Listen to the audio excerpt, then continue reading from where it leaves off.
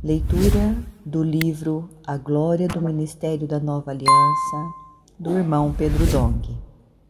Capítulo 2. Título: A única linha ministerial 1.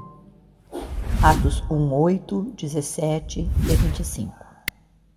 Ao falar sobre o único ministério, o Ministério da Nova Aliança, devemos entender que ele tem como objetivo executar a vontade de Deus por meio da Igreja.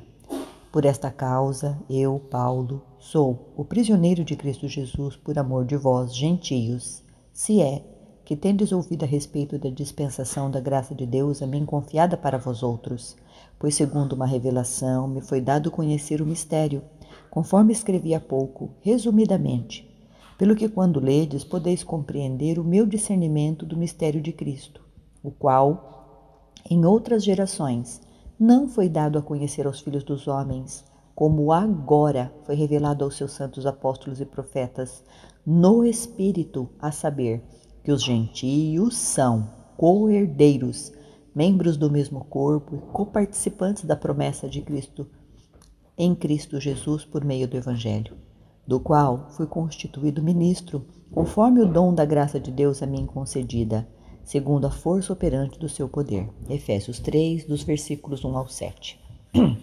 Conforme vimos no capítulo anterior, Deus tem um poder armazenado para usarmos.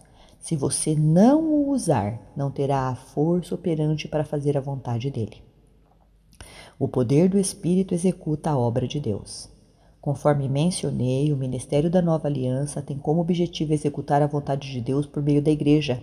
Para isso, a Igreja precisa usar a força operante do poder de Cristo, a fim de lutar por seus interesses, tornando a multiforme sabedoria de Deus conhecida dos principados e potestades nas regiões celestiais, de acordo com Efésios 3, dos versículos 8 ao 10.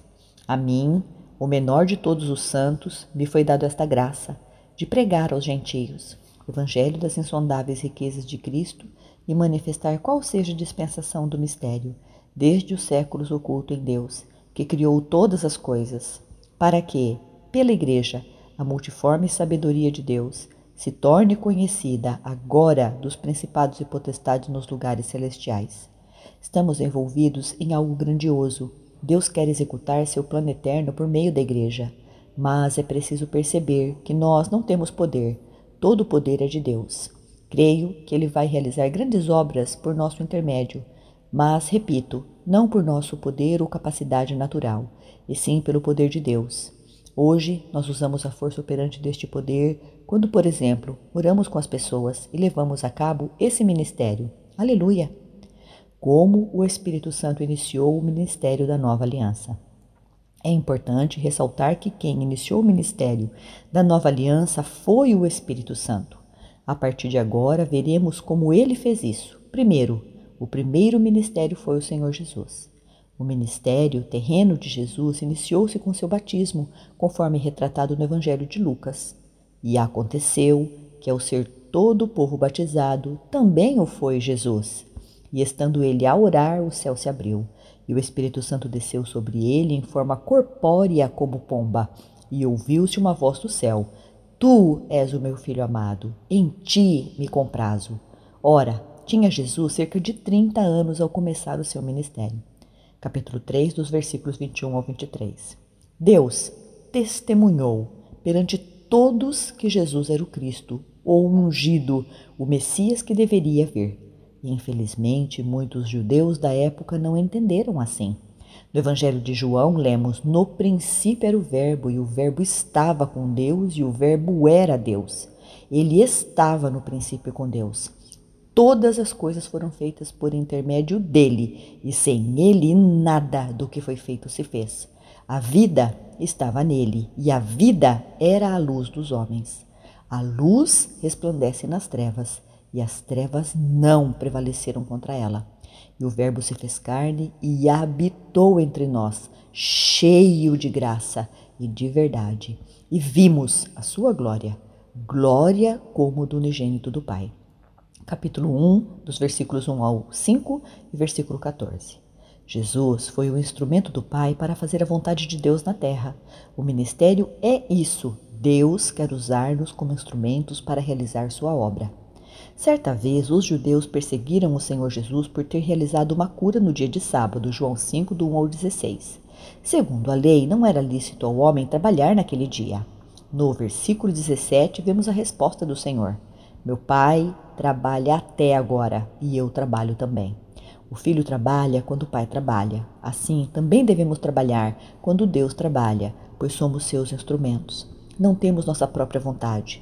Se Deus quer que você ore por alguém, você não tem a liberdade de dizer, agora não. Quando Ele trabalha, nós devemos trabalhar. Quando Ele se move, nós devemos mover-nos também.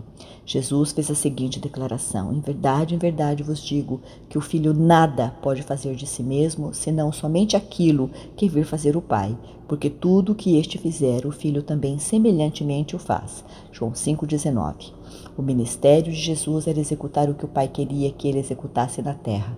Do mesmo modo, se você está disposto a fazer parte desse ministério da nova aliança, deve entregar-se totalmente a Deus para que Ele faça a sua vontade. Devemos estar comprometidos com o único ministério. Assim, como o Senhor Jesus e os apóstolos foram fiéis ao ministério da nova aliança, devemos estar engajados, comprometidos e focados neste único ministério. No Evangelho de João lemos: eu nada posso fazer de mim mesmo, na forma porque ouço, julgo, o meu juízo é justo, porque não procuro a minha própria vontade, e sim a daquele que me enviou. Capítulo 5, versículo 30. Para realizar a obra de Deus, precisamos ter o mesmo sentimento que houve em Cristo. Filipenses 2,5.